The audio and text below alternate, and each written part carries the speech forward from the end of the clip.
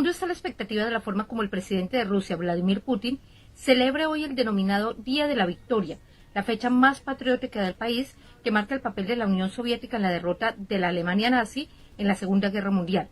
Pues este año la fecha se da en medio de la invasión de Rusia a Ucrania y esto dicta los posibles acontecimientos que el mundo espera con incertidumbre y temor.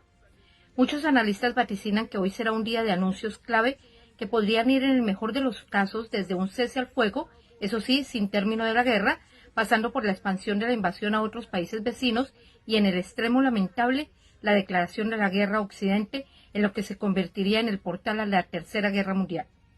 Ya el Kremlin ha dicho que la guerra en Ucrania sugeriría el Día de la Victoria como fecha límite para triunfar. Putin y su gobierno han dicho repetidamente que el objetivo de su llamada operación especial en desnazificar a Ucrania y que libera al país de los nazis es una cuestión de supervivencia rusa. Pero la realidad en el campo es que las Fuerzas Armadas de Rusia superan a las de Ucrania en todos los aspectos, incluso en las armas pesadas que envía Occidente, pero aún así no han logrado tomar territorios en el norte y mucho menos la capital Kiev, y luchan por obtener triunfos al menos en el este, donde han enfocado sus acciones. Las Fuerzas Armadas de Ucrania afirman que Rusia perdió más de 24.000 soldados en poco más de 2 meses y más de 1.000 tanques sobre 2.600 vehículos blindados y cientos de aviones. Del lado de Ucrania las cifras las pone Rusia y para ellos el 70% del territorio ya está bajo su control. Toda esta información está fuera de la confirmación de los medios internacionales de noticias que no pueden verificar de forma independiente estos números para ninguno de los bandos. Entre tanto y de manera simultánea, Europa conmemora hoy también el Día de Europa, que en esta ocasión busca un mayor diálogo con la ciudadanía y la implicación de toda la sociedad en los designios del continente. El Año Europeo de la Juventud y la Conferencia sobre el Futuro de Europa, unido al contexto político y social en el que nos encontramos, hacen que este año la repercusión internacional sea grande, pues llegan a acuerdos y unir fuerzas es hoy el objetivo en medio de la guerra de Rusia contra Ucrania.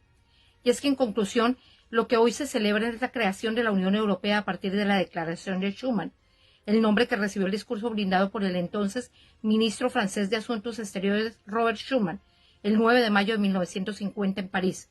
Él expuso su idea de una nueva forma de cooperación política en Europa que hiciera impensable una nueva guerra entre las naciones europeas, un objetivo loable que el mundo no quiere vivir de nuevo, una tercera guerra que sería la tecnológica y química, con los resultados de devastación y muerte que algo así supondría. Tras la lamentable explosión ocurrida en el Hotel Saratoga de La Habana, el número de muertos hasta el momento asciende a 31, mientras contrarreloj se adelantan las acciones de rescate para buscar más desaparecidos. No terminaremos hasta que no aparezca el último trabajador que su familia espera en casa, declaró el intendente del municipio de La Habana Vieja, Alexis Acosta, ante la agencia EFE. Acosta indicó que las labores de rescate se enfocan intensivamente en llegar al sótano donde estaba la parte del servicio, porque ahí creen que deben estar los trabajadores que estaban ese día y aún no han aparecido, así como los vecinos del edificio de al lado que sufrió también daños. Los fallecidos son cubanos, menos la española Cristina López Cerón Urgate, y el número de heridos se elevó a 84, de los que 24 permanecen aún hospitalizados, entre ellos hay 19 adultos y 5 menores de edad. En las últimas horas, las noticias de la guerra estremecieron al mundo con el ataque ruso a una escuela que albergaba civiles, dejando 60 muertos, afirmó el mismo presidente ucraniano Volodymyr Zelensky. Los hechos ocurrieron el sábado en el pueblo de Bilorovivka, en la región de Luhansk. Igualmente, y en medio de otro sentido y discurso, Zelensky advirtió que décadas después de la Segunda Guerra Mundial, la oscuridad volvió a Ucrania. El mal volvió, en un uniforme diferente, con diferentes eslogans, pero con el mismo objetivo. También dijo que Rusia ha olvidado todo lo que era importante para los vencedores de la Segunda Guerra Mundial. Esto lo expresó en el marco de las visitas a la capital ucraniana de Kiev de la primera dama de Estados Unidos, Jill Biden, y el primer ministro canadiense, Justin Trudeau. Esta guerra tiene que detenerse, y el pueblo de Estados Unidos está con el pueblo de Ucrania, dijo Biden.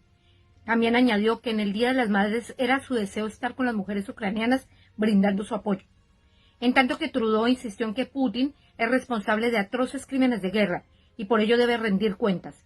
Igualmente, el primer ministro canadiense anunció la puesta en funcionamiento, una vez más, de la Embajada de Canadá en la capital ucraniana y dijo que se dará más asistencia militar al país, incluidas cámaras de drones, imágenes satelitales, armas pequeñas y municiones. Igualmente, se eliminarán los aranceles comerciales sobre todas las importaciones ucranianas que lleguen a Canadá en el próximo año.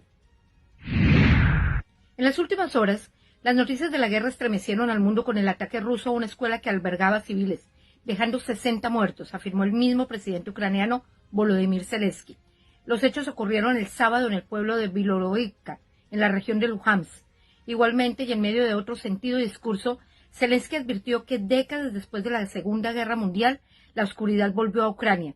El mal volvió, en un uniforme diferente, con diferentes eslogans, pero con el mismo objetivo. También dijo que Rusia ha olvidado todo lo que era importante para los vencedores de la Segunda Guerra Mundial. Esto lo expresó en el marco de las visitas a la capital ucraniana de Kiev de la primera dama de Estados Unidos, Jill Biden, y el primer ministro canadiense, Justin Trudeau.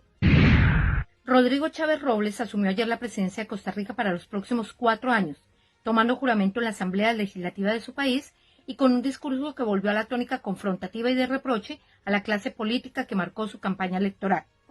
Chávez hizo un repaso de los múltiples problemas que aquejan al país, que van desde el alto costo de vida hasta las largas filas de atención en la seguridad social y el flagelo de la delincuencia y el narcotráfico.